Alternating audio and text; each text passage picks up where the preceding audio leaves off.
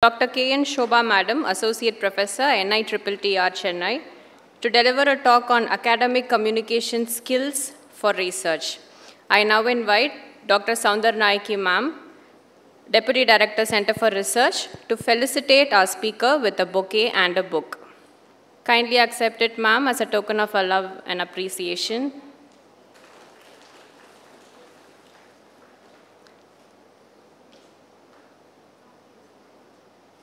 Thank you, ma'am.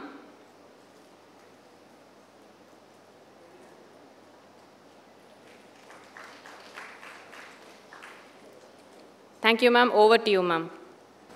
So, very good evening to all of you. I understand it's the last session of the day, but I hope the tea and the peanuts would have woken you up a little. So, a very good evening to you. Researchers should be awake in the evening, because evening is the time when the noise of the university will subdue and your antennas of research should go up. Agree or disagree? That is the time your guide also will be a little free. Yes or no? Yes or no? Yes. So you have to be awake. But don't worry, I wouldn't take much of your time. I understand that I am the last speaker of the day. But I'm going to talk about a very important topic, right? What is the topic? Has it come on the screen yet? Yes, you can start sharing the screen, ma'am. I'm going to talk about academic communication skills for research. Okay? So I have been here for the past 10 years and also at the Center for Research.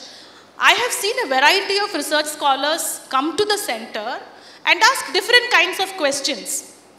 Right? Morning, our Vice Chancellor sir was talking about questions. Those are the big questions. I'm talking about simple questions. What are the simple questions? For the progress report, should we attach this certificate? Or should we get the signature from this particular center or the HOD? Right? When you ask those kinds of questions, sometimes there will be so much of confusion. Confusion in who? In all the deputy directors and the people who are working there. Because that question, maybe it is not framed correctly. So don't think that your process or the journey of research is only full of all those bigger things, but also you will have several opportunities to communicate with a different set of people, and for that, academic communication skills are very important. Agree or disagree? Agree? Yes? So do you think this is an important session? You're ready to learn? Okay, let me change the session. Okay, let me ask this question to you. All of you are PhD research scholars here. So you have also done your UG and PG. Is there any difference? Is there any difference now? No difference. Hey, no difference. Is there a difference between your UG, PG and your PhD? Yes, what is the difference? No difference. What is the difference? Fixed credit based course, theory and lab. So you have to work on your own. Very good. That is one important difference. Any other difference? UG and PG and PhD? Time period. So who decides the time period for a PhD? Scholar. Not the guide, not the institution. Scholar decides. Okay, so scholar has control of time. Okay, very happy to hear that. Any other difference? Publications. Even during your postgraduate course, you can make publications, but PhD level, it is a must. So, there is a slight difference there. So, there are many differences. See, now in this induction program, when you're all starting your journey for your PhD, it is absolutely important to remember certain things. Time frame is one thing, right? During your school days or your UG or PG days, even your communication, you will be judged on different things. Which school you come from, which college you're studying, who's your teacher. But in a PhD, you are all by yourself. You are all by yourself and your communication will determine a number of things, right? Your academic communication. So in order to understand all this, let us first try and see. So I'm basically an English teacher, right? So many of them, if you see, they will ask me, what is the difference, ma'am?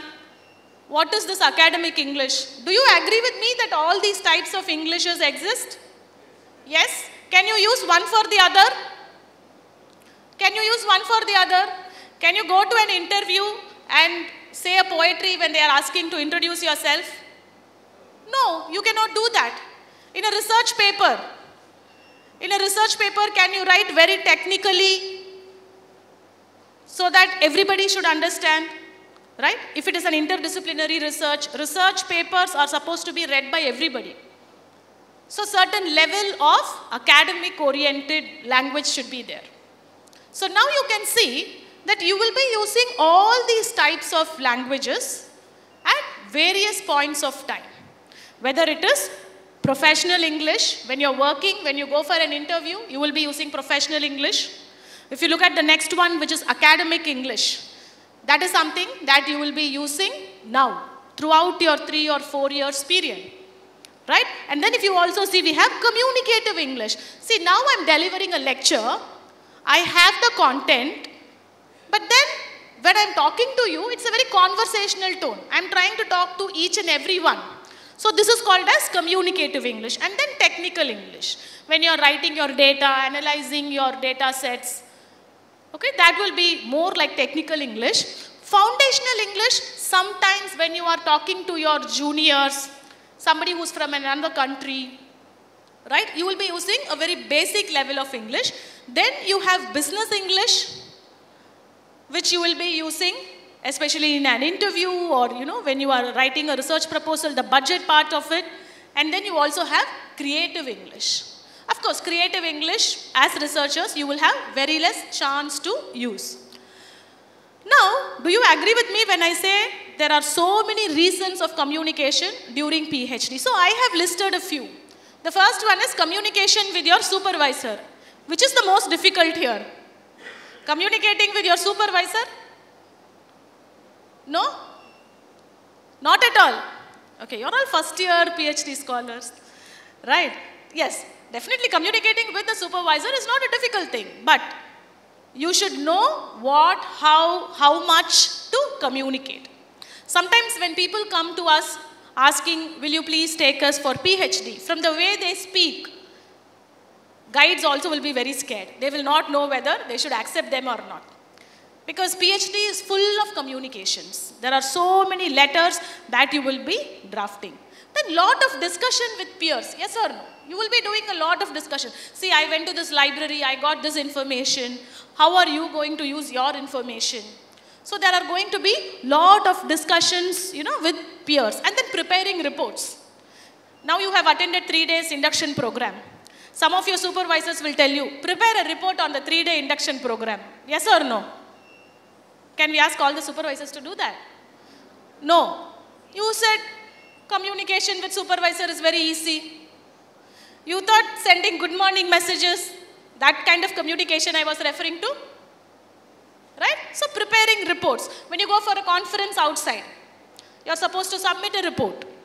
So what kind of reports do you submit? Then of course when you are participating, see here many of you, I understand, were asking questions. Right? Some of you did not bother to ask. There can be several reasons for that. So how do you participate? When you participate in something, then that particular expert will remember you well. Yes or no? Then when you go and ask for a doubt, they will be able to help you correctly. Oh, this person asked about earthquakes. This person asked about artificial intelligence for packaging. Right? Starch and biodegradable and all that. So that is how experts also will remember you when you go back to help. Some of us simply don't bother. We think what communication we will have with these teachers. Okay. So these are all some of the ways. Of course, you will be writing letters/emails. First I wrote only emails. Then I thought letters are also important. You will be writing a lot of letters, right, to CFR. I need permission to go out. I need break of study. I need this. Kindly permit. So when we read all these letters, sometimes, you know, we will be thinking we should give a template. Because the communication will be so difficult, we will not know who is going, guide or scholar. Where they are going, how long they are going. They'll say starting from March to July this year. The program is during that year, but I am only going for a short duration in between. So CFR will give you permission for 3 or 4 months. Then you will say, no, I am going only for these days. So you will be writing lot of letters, emails. Morning, our Vice Chancellor was saying how to introduce yourself, talk to a new person, professor outside. ChatGPT is writing all these emails for you. But who has to check? You have to check, right? If you ask ChatGPT to write a letter, okay, for your friend, it will give you a format. If you say write to somebody else, it will give you the same format. I tested it many times. So ChatGPT has only this much intelligence. Okay? So how do you use it very smartly for your research? How do you write? Then you have the biggest thing, how to write papers, your dissertations, okay? All your progress reports. So several ideas are there.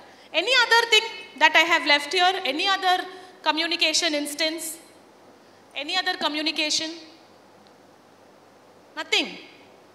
Only these things. What other communication do we have? Publications, yes.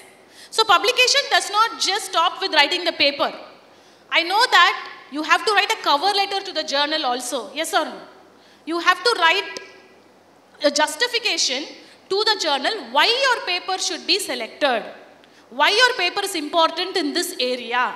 I have seen many students simply write, please find attached the manuscript titled for consideration in your esteemed journal. But then I have also seen people write a detailed letter saying that I have seen that the scope of your journal is this, this and this. My paper falls under this particular category. So if you see Web of Science in that particular web page, it will tell you, you upload the abstract, we will give you the right journal for your abstract. Have you tried it? After you write your abstract, many of us don't know. Mostly the rejection mail that comes will say, our journal, your area does not fall under the scope of our research. That will be a main criteria. So please upload that and see. And you have to communicate to them very clearly, okay? So these are the reasons, okay, publications and reviewers. How do you communicate with the reviewers? What kind of a tone do you use? Do you thank them profusely? How do you do? Any other thing? Any other reasons for communication? You communicate with your co-researchers, your guide. Who else? With the other experts. Very good. You communicate with other experts in your area. You communicate with a lot of professors, right? So, how good your communication should be. Sometimes, you know, when I get messages like, hi ma'am, I wish to do PhD, I don't even bother to respond. Should I respond or not? Because they should understand how to communicate academically. So they should properly write. Okay, dear professor, I'm so and so. I'm interested in this area. Will you have time for this? Okay, so that is how you have to communicate. So I know that, you have very little time. It's 4:05 now. So what I'm going to do is, I'm going to talk about 10 important skills. I'm going to talk about 10 important skills related to academic communication. Okay? Related to academic communication, especially for research. Any guess what those skills will be? Any guess? Time management, okay. Is time management related to academic communication? Is it related? Not related. Okay. Which one? Results? Precise and clear, okay. Precise and clear. Precise and clear what? Talking, when you are communicating, okay. Anything else? I wrote 10 skills. I got time management, I got precision and clarity. Anything else? Grammar, okay. Grammar in communication. Anything else? Reading. Reading is a very good communication skill. So I got some 3 and 4. Let me see. Let me move on to the skills. So the first skill that I'm going to talk about is academic reading skills. Academic reading skills. There were some questions, during the literature review session also. How do we read so many papers? How do we read so many papers? We have very less time. You have to read, but then there is also a template. There is a template which will teach you very well how to read the abstract of a paper, how to read the introduction of the paper, right? Now, each of these skills can be learned like for a whole day. Initially, in the first 2 years, or at least in the first year, you are going to read completely, yes or no? All you are doing is reading others' works related to your own area. So when it comes to academic reading, what kind of strategies, use very effective strategies for reading. I'll also show you some resources which will teach you how to read.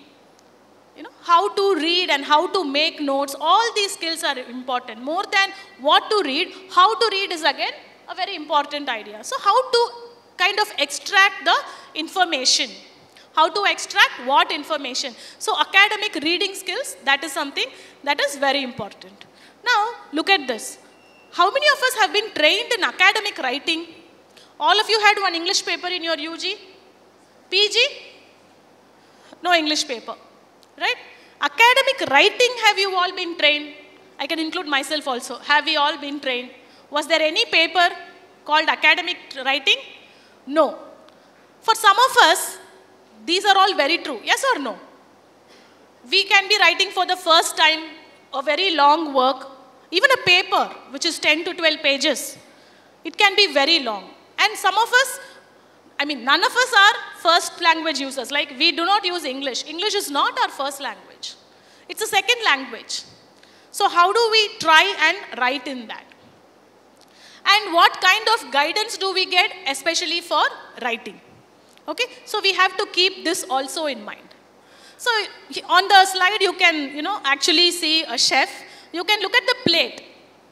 Okay, you can look at the plate. Can you see a particular arrangement in which it is made? All the ingredients are there, but then the chef has to undergo some kind of vigorous training, yes or no? All of us may be great cooks, but can we plate it like that after making perfectly? No, we need some kind of rigorous training, like how the abstract should be, introduction, literature survey, results, discussions, conclusion, and before that methods.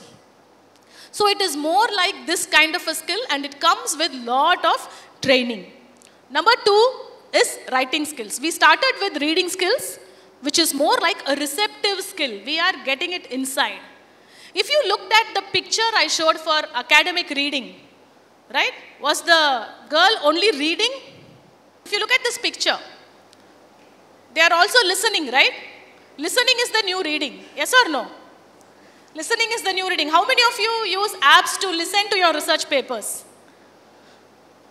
Very good. Which app do you use? Maybe for all the... You use? Microsoft Edge. It will automatically read. Text to voice. Very good. So Microsoft Edge has one. I use another app called Read Era. So Read Era, what does it do? It kind of reads whatever is there. Even this morning I was listening to a research paper.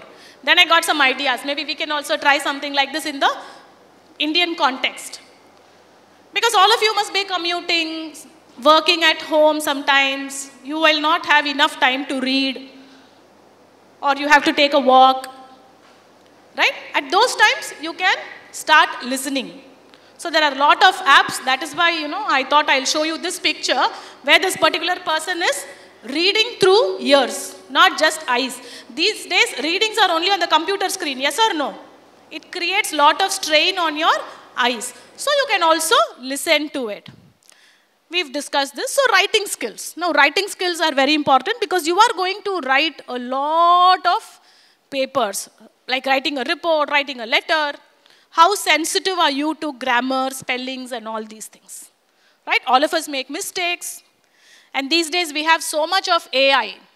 We have so much of AI, Grammarly, and all those things. In spite of that, we see a lot of errors. So what kind of writing skills do you need to develop? If you look at the first one, now research papers, if you see, they demand for high level of proficiency. That is absolutely important. So adopting these kind of strategies for writing skills. Look at this one, oral communication. Is it important? Is oral communication important? Yes. What are some of the situations where you will be using oral communication?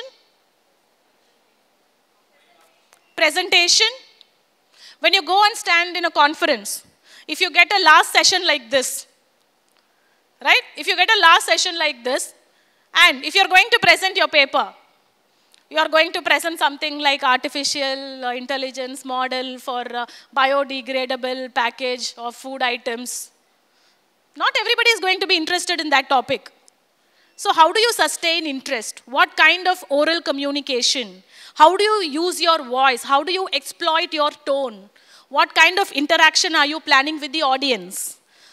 Because there might be certain experts in that group. If you are not going to present in a very interesting manner, nobody will be able to answer you or participate in your discussion.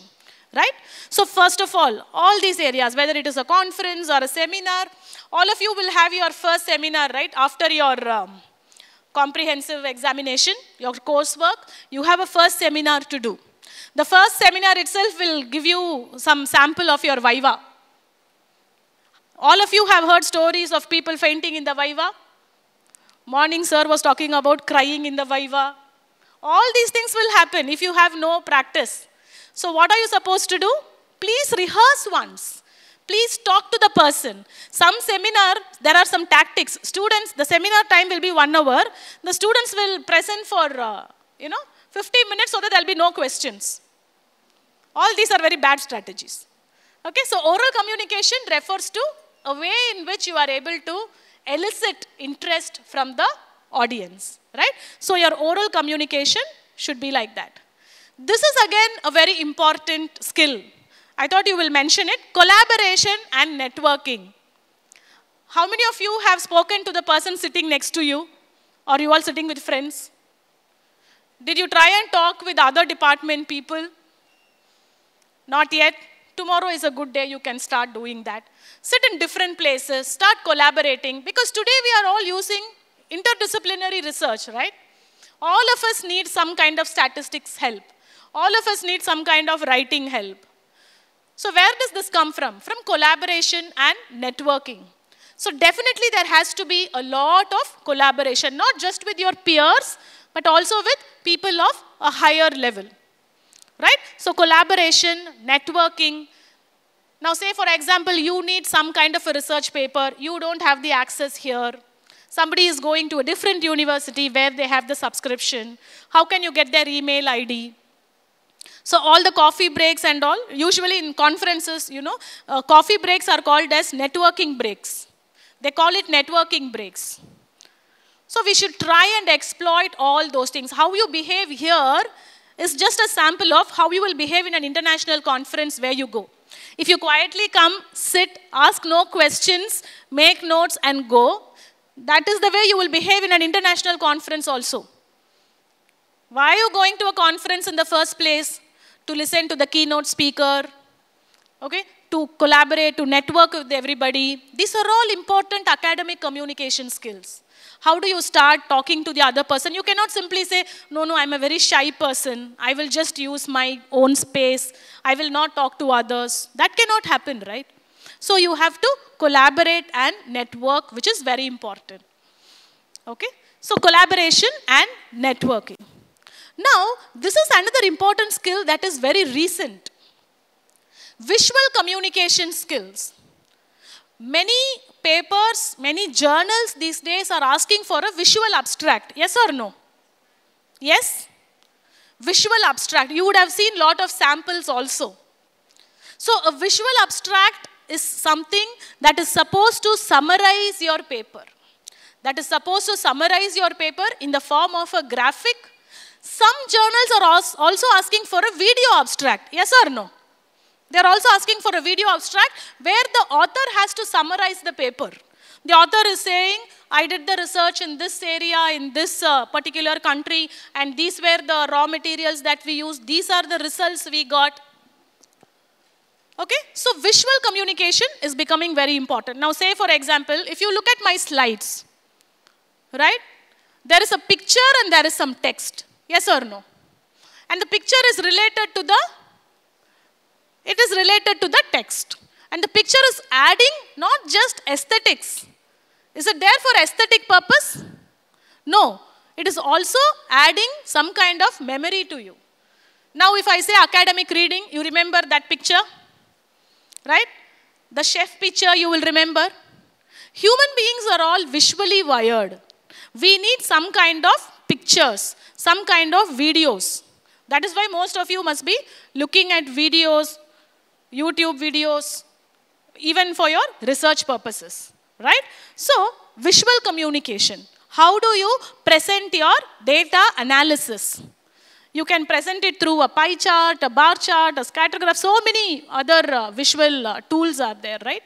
So how are you going to present it? Visual communication is also becoming another important area. So a round of applause for the person who said time management. How is time okay, yeah. Please accept the round of applause. So time management is an important academic communication skill. Yes or no? Sometimes when you talk to the guide, you will send a very long message. The guide will not know where is the most important thing. Yes or no? You should know how to be very crisp and say the most important thing. And some guides will dread some students, some scholars. Because when they come inside the room, you never know how the time flies. They might be taking too much time to talk to the guide. So you should know how to manage time, not just your time, but also the guide's time. You know very well that the guide will have a particular slot of time for you because there are so many other scholars, so many academic responsibilities, administrative duties. You have to understand all this. As a new researcher, it might be overwhelming for you to understand that, oh, the guide is not giving me importance at all. She or he does not like me. All these personal things will get into your head. Yes or no? She said something like this. Maybe she doesn't like me. Maybe I made a mistake of registering. So all these things will get into your head. Time management is crucial because deadlines. From now on, deadlines are going to be into your conversation. What are the deadlines for? What kind of deadlines will you have in your PhD? Just for submission of your thesis? What kind of deadlines will you have? Deadlines for DC meeting. As soon as the admission comes, you will be asked to finish your doctoral committee meeting within 3 weeks. Coursework registration. How many of you have missed all these deadlines? You're only in the first year, so I cannot ask you that. They will write a lot of letters to CFR. I have not submitted this. Please give me permission to submit it. I did not see the fee payment link. I did not check the website. I did not see the circular. Progress reports you have to submit. Comprehensive viva. Before 1.5 years, you have to complete your comprehensive viva. Then you people will be saying, oh, I didn't know that. So draw a flow chart. Draw a flow chart with all the timings so that you will be able to follow the timelines, the deadlines, right? So time management is a very important skill. This is another skill which most of us don't value at all, like peer review and feedback. How many of you are very comfortable showing your work to somebody else? You're scared, right, whether they will steal your work? You're very scared. Okay? So be very open to discussion. When you know that the other person is working on a totally different area, you will find at least 1 or 2 people like that. Be open to peer review and feedback because definitely review is a word that you will hear a lot of times. You will make a PPT and when you are presenting it to your research advisory committee, they will find it totally clueless. Then they will ask, the first question is, did you show this to your guide? Mostly the answer is? Answer is? Yes, sir. Okay. Mostly the answer is yes. And mostly sometimes it is the other way also. Okay, so check for peer review. See, something, there might be an error which you are not able to see, but your friend will be able to see. We are all very good in finding faults in others' work, yes or no, than our own work. So please use that. Show it to your friend who will always find fault, and just don't take anything personal. After all, it's your PhD and you have to finish that first, right? And feedback also. Hey, please look at this paper. Please see if it is okay. If there are anything else that I should add, please see if this section is done properly. Okay, so peer review and feedback, I think, is a very important skill, and we should try and use it. If you ask me why we should use that skill, let me just talk about 3 things.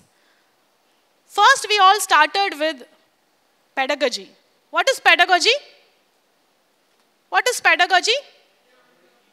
Somebody teaches, we learn. Somebody learns. So pedagogy, if you see, in universities, in colleges, in schools, we have teaching and learning. All of you have undergone that process? Yes. The next paradigm shift, if you see, has come to heutagogy. Heutagogy. Now, heutagogy is all about self-learning. Heutagogy is all about self-learning. How many of you have completed some courses online without anybody telling you? Most of us? Yes, we have completed. Is there anybody to help you by your side, nudging you, please do this course? No, you decided you wanted to do it.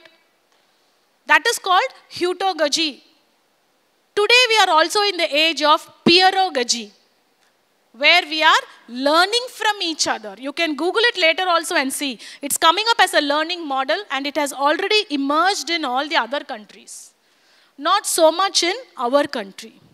So we are moving from every kind of learning model, and it is absolutely important for us to follow these trends and understand, because now you are on the highest level of your learning process, right? So if you look at this, the next one, which is absolutely important, is English usage skills. How do we use the language? How do we write correctly in the language? How do we speak correctly in the language? So you can see that these are all the typical errors. There was a study done on this particular area on English usage skills by all these reviewers who look at your journal papers. So they said these are the areas where there are a lot of errors. Of course, the first one is vocabulary. What kind of words do you use? Whether it is correct in those places. Many of us also have the habit of using phrasal verbs, right? Phrasal verbs where you're saying call off or put off, get along, get away with. Whereas in research, in technical research, you have to be precise. The kind of collocations you're using. So many other grammatical items are also there. So English usage skills, like somebody mentioned grammar skills. So English usage skills are absolutely important. Of course, the next one, when you look at this particular, the points that I have given there, you can easily see publication skills. Where do you start? You cannot start with your own paper. You should start with the journal. Identify 2 or 3 journals which are considered to be the top journals in your area. Start with the journal. Identify 2 or 3 papers. I'm sure that you'll be hearing more about this in the next 2 days also. This is something that works absolutely well. This is a foolproof method. After you identify the journal, take 2 or 3 papers from the journal. Keep at least 1 or 2 papers as your model papers, ideal papers for you. When I talked about academic reading, I told you use a template. For every section, use a template, fill the answers. Do it at least for 2 or 3 research papers. See how the author has addressed every problem regarding that particular research. Right? And then you can start writing your paper, correlating how that particular person has written. So these publication skills, if you see, some people, if you see, they'll be able to publish a lot. But some people will struggle with their publications. So publication skills are also one of the most important skills. Okay? So we have looked at so many skills. I told you only 10 skills we are going to discuss. So we have the final skill. What is that? Emotional intelligence skills. Does emotion have to do anything with your PhD? Is your PhD related to your emotions? Yes? I thought you will say no. Okay, why is it related to your emotions? Positive mindset, excellent. A new kind of life. Passion. Passion to do research. Okay? So you might be working on some, very lifeless thing. We do not know whether AI has life or not. That is a big debate that is going on. Okay? So now if you see, your emotional intelligence is very important. Okay? So on some days you'll be feeling like the yellow, the smiley, or you'll be feeling like the red one also. Yes or no? Which will you think will feature more? Don't tell that. Then your brain is listening to that. Most of the times you're like, oh my God, I didn't finish this. Oh my God, my guide hasn't responded. Oh my God, CFR has removed the journal where I published. Yes or no? You will face all these kinds of problems. My guide has not approved my synopsis. My progress report is incomplete. These are all actual things. Don't think I am telling something out of context. These are all actual things you will face. So at those times, your face will be somewhere in between. You can see that person is doing a tightrope dancing there. So you don't know, personally you will be having a lot of problems because we are all not 16s or 17s, right? Where everything is looking very nice. Some of us have children at that age. We do not know how to manage family, ourselves, our parents, justify to the society. Some of us have been sponsored by our employers. So there are so many other things. So emotional intelligence skills are also very important. How do you bounce back from a failure? How many stories have you heard of PhDs dropouts? Many stories, right? You have heard about all those stories, and all the crying stories also you have heard. So how do you manage all that? How do you show some kind of self-care? How do you come back from failure? During the pandemic, many people had a tough time, right?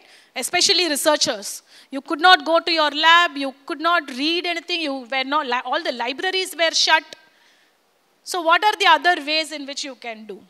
How do you manage your family? Because your time is not just yours. It is divided. It is divided among so many things.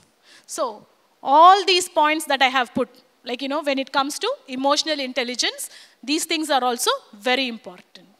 Okay? So now I have told you all the 10 skills. Right? Can you name some of the skills? Time management. See, all of them are remembering only time management. Okay. Reading skills, writing skills. Very good. Oral communication, visual communication, collaboration and networking, peer review and feedback, emotional intelligence, English usage, grammar and other skills, publications. All these skills are important. Are these skills academic? And they communicate everything that you are. See, there is a popular saying, no? You cannot not communicate. The way I am standing here is also communicating a lot to you.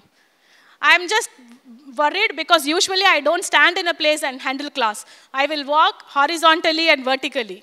But because of that camera, I am standing here. Otherwise, he will have a tough time focusing. So my body language is communicating something to you. And if I look at the watch, what is it communicating to you? I am trying to see whether I am, whether spilling over or if there is any extension. I don't want to take too much time. Right? And if I'm looking at one person, what does it mean? That person is sleeping. Huh? If I look at one person, so you know that communication is vital. So all these 10 skills you have to remember, you have to cultivate. PhD is a very good opportunity to cultivate all these skills. I have observed that teachers who go to do a PhD and come back, they acquire so many other skills.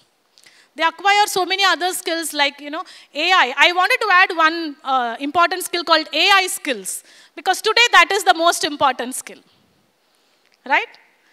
You know that literature review, literature survey can be done through AI.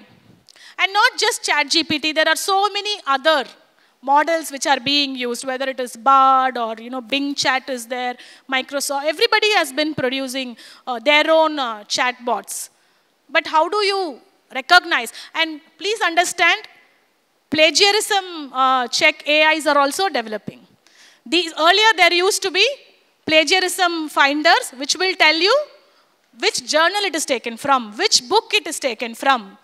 Nowadays, there is a special column, AI generated. It will highlight beautifully. You will think, nobody will find out. My guide didn't find out. Who is going to find out? Right? Because same question, if the guide gives, different answer will come. But then, AI integrated plagiarism checkers have come. So use AI for you, for research, especially to learn what are the various opportunities. You can try and see what kind of research was previously done and all that. Now I have given you 10 skills, but I have some more slides. What do you think will be in those slides? I have a couple of more slides. Now, when you talk about academic communication, see, many of you here will have that kind of a feeling. I am not very sure how to communicate in a conference. I'm not very confident about going and speaking to somebody. Right? So I thought I'll bring you some resources. Now, I cannot teach you all these things, but I am going to show you certain books, which if you read or which if you work with sincerely, you will definitely have, a very great improvement, definitely. So if you look at the first one, and most of these books are by Adrian Walwork. Now, Adrian Walwork, he talks about how a researcher, should write or how things should be done. So if you look at the first book, it is called as For Writing Research Papers. For writing research papers. So a lot of samples are analyzed from all the disciplines. Don't think that it is only from civil engineering or physics or English or humanities. Every other discipline is also used as examples so that you can find. Now look at the next one, writing exercises. Every day, just take 30 to 40 minutes. All the books are available freely as PDFs. I know that you will be downloading a lot of PDFs from various sources. You can also download it. It's freely available on web also in many websites. So if you download it, these writing exercises, they are actually exercises with different sections. And all the answer key is also given. If you are able to complete these writing exercises and check all the answers, like very faithfully, definitely your writing will improve.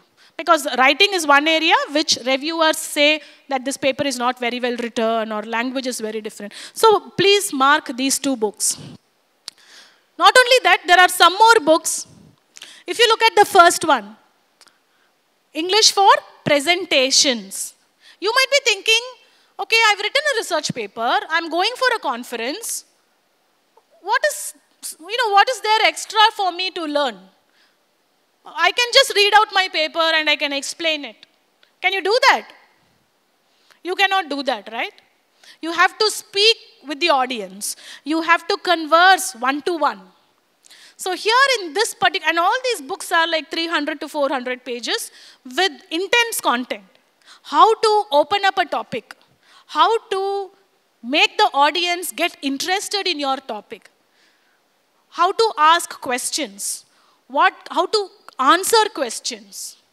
So, if you are going, of course, going to conferences will be an important part of it. This particular book will be very helpful. And then you have all these tips, not one or two, but so many tips to avoid mistakes. Even this particular book, if you try and work it out properly, every day, 30 to 40 minutes, you can easily find fault in your own writing. Okay? So, I've told you 4 books. Now again you have some more. If you think everything is very well, I don't have any problem in English, but my grammar alone can sometimes go wrong. In that case, you can use this particular book. English for Academic Research, you have grammar, style, and usage. And then you have also this book, vocabulary exercises.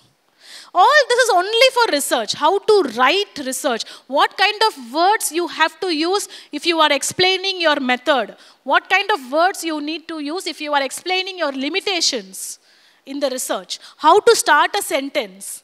Most of us have this author's block, right? Again, these books will be extremely helpful for you.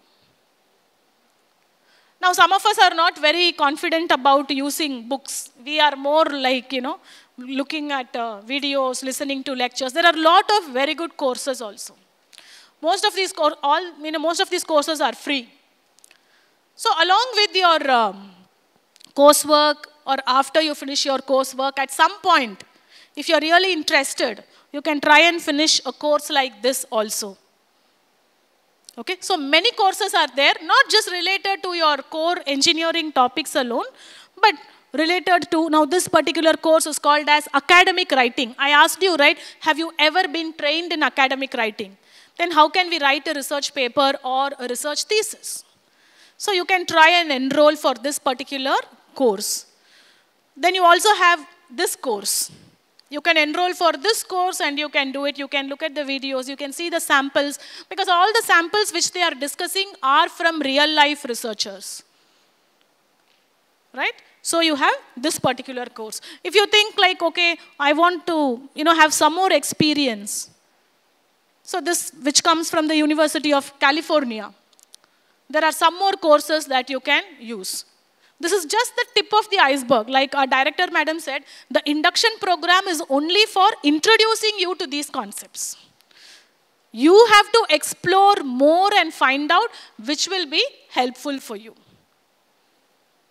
Okay, so these are some courses. So I have given you some resources. I have showed you some books.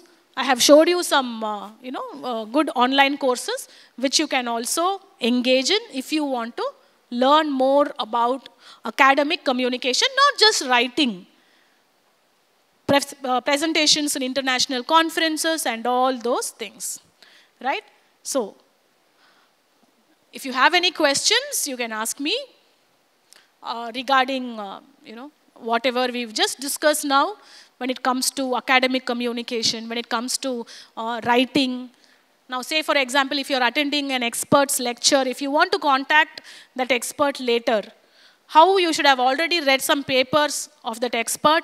When you're attending the lecture, you can ask some questions, and then you can also follow up. So that is how you do the networking with experts. Now, in future, they will be able to help you with your research, with your, when it comes to examiners and all those things. Okay? So all the best to all of you. I have given you 10 skills, okay? I have only introduced you to the skills. It is your job to find out, to think about those things and use it very effectively, okay? Any questions? We still have time. If you have any questions, you can ask me.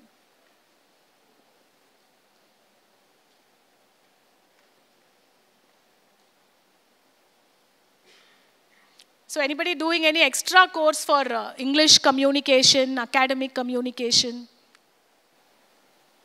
Some of you will have in your coursework itself for writing research papers. I think the Center for Research will also organize some more workshops. Okay? Some more workshops where, you will have a thorough discussion of academic writing and thesis writing. There are also all these videos on the websites, right? In the website where you can try and watch those videos also. So when it comes to academic communication, it is all about how you present yourself, how you present the data and all those things. Any questions? If you have, you can ask me now. Yes.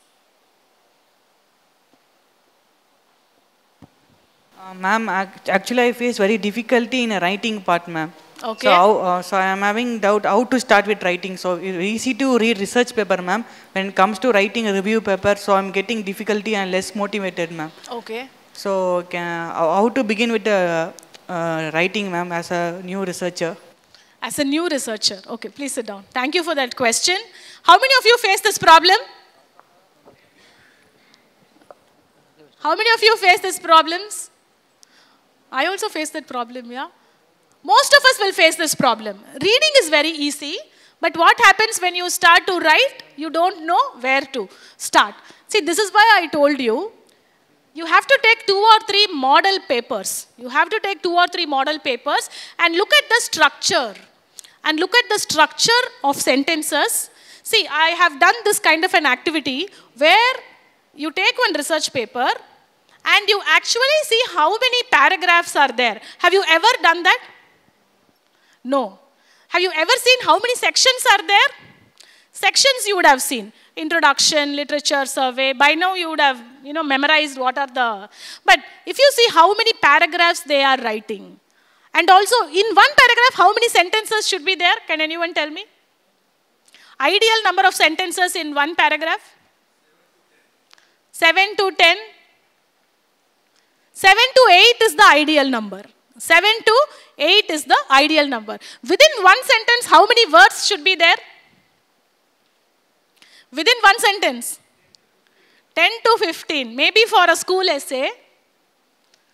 But for a research paper, it should be 20 to 25. For a research paper, it should be 20 to 25. Not all sentences should be of equal length. The minimum can be 15. The maximum can be 25. Right? And do you know the kind of sentences that we write? Simple sentence, complex sentence, compound sentence. You would have studied all this in your school, right? When you are writing a paragraph, see how many simple sentences are there. Have you did that so far? Have you tried doing it? No. Please do that. Okay? I do this activity where I ask my students to actually count the number of sentences and to find out which are all simple sentences, which are all complex sentences and compound sentences. So when we try, and I also ask them to see how many prepositions are there, how many articles are there. Sometimes you will think, okay, why should we do all this? But then when you do that, your writing, the impact that your writing creates will be very different. The experience of writing will also be different. Okay, so writing, if you see, that is definitely, a difficulty. Some of us have the difficulty in speaking, though we know the language. Some of us in writing. So take a paragraph and analyze it, dissect it. You dissect it and you see how had they started. Most of us have the habit of starting a paragraph or a sentence with it is. Yes or no? It is. There is. So avoid all that. Try to avoid writing with it is or there is. Now, if you look at academic writing, like I showed you some sources, right? Because within this time, I can not go into all the grammatical. Where do you use present tense? Where do you use past tense?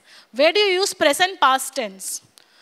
There are several rules. Like I showed you a book on grammar, usage and style. You can see where which tense is used.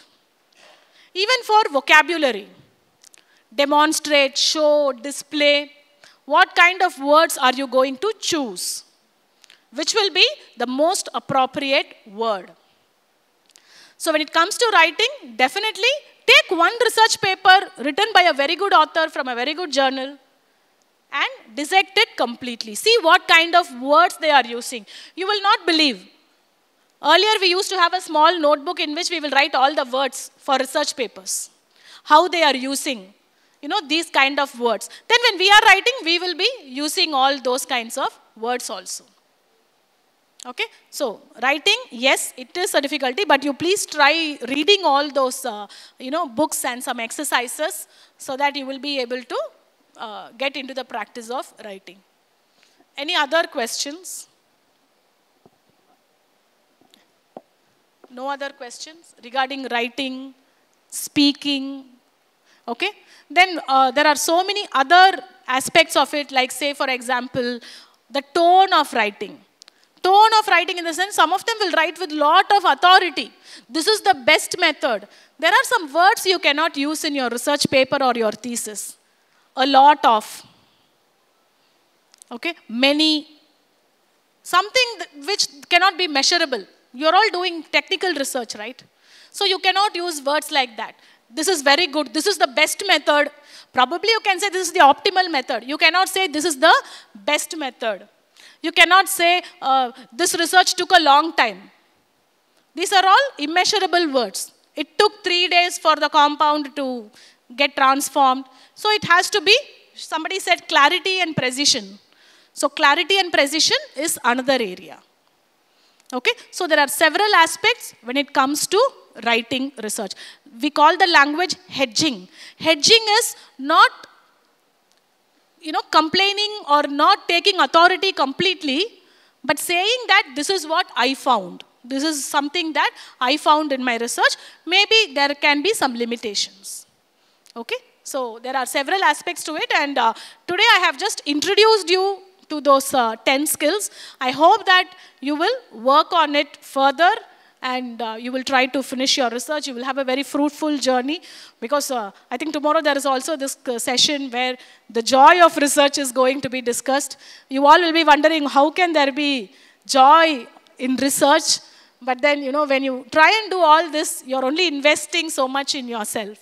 Okay, when you read all these books, when you do all this, you will become a transformed person after your PhD. Okay, so with these words, I thank you all for your listening.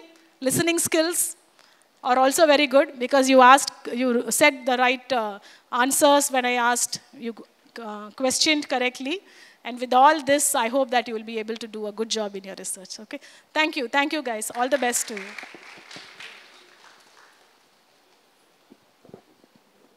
I hope the session was very lively and interactive session. That too at this evening time, we had a good interactive session. Just a small intro about our eminent speaker. Our speaker was a Deputy Director in CFR, former Deputy Director in CFR. Dr. K.N. Shoba is an Associate Professor now in NITTTR in the Department of Education. She is having a 13 years of teaching and research experience. She was formerly working in Anna University in the Department of English, as well as the former Deputy Director in CFR. She has PhD in English funded by the UGC, JRF, and Masters in Education, that too gold medalist. And she is a TESOL certified teacher educator. She is also the recipient of Innovative Teachers Award 2020 and the British Council's English Language Teaching Research Partnership Award 2030. Her research projects focused on Action Research Mentorship for English Language Teachers 2018. She got it in 2018. Dr. Shoba has authored 11 books with Cambridge University Press and other publishers, and has several research articles in indexed and peer-reviewed journals. She also specializes in curriculum development and material design, and she has been engaged in CLIL project at TANSI for the Tamil Nadu Textbook Corporations for Arts and Science Colleges and NIMI. And Dr. Shoba is also a trainer cum consultant for the Research Connect program of British Council and runs workshops for teachers and students at the US Consulate General. She has been working with the State Council of Education, Research and Training for Andhra Pradesh since November 2019 and leading teacher education programs and developing textbooks. Thank you, Shoba, for this wonderful session. Thank you very much.